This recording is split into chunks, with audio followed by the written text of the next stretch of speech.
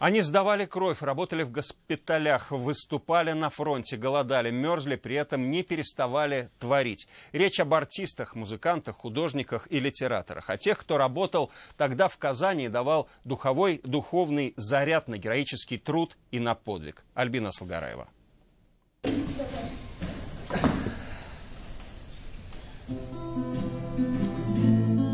Активные репетиции в театрах Казани. В июне 41-го вся культурная общественность города готовится к предстоящей декаде татарского искусства и литературы в Москве. Была прекрасная атмосфера, одухотворенная, счастливые ходили все. Луара Шакирзян, заведующая музеем театра имени Галяскара Камала, народная артистка Татарстана. Из Москвы режиссера приглашали, репетировали «Короля Лира».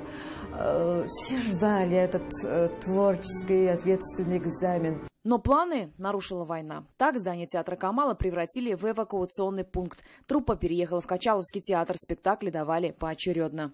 Срочно были пересмотрены репертуары. За годы войны 23 премьеры в Камаловском, 8 в Качаловском, 3 в оперном, в том числе и «Алтыншеш», либретто для которого написал до войны Муса Джалиль. От голода на сцене падали в обмороки, но культурного голода не допустили.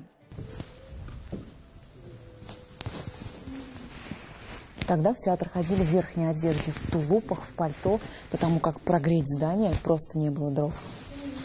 Я виноват.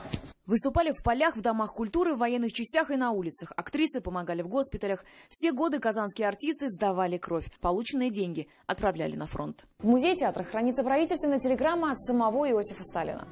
Прошу передать сотрудникам Татарского государственного академического театра, собравшим 120 тысяч рублей на постройку новых видов вооружения, мой братский привет и благодарность от Красной армии, говорится в телеграмме.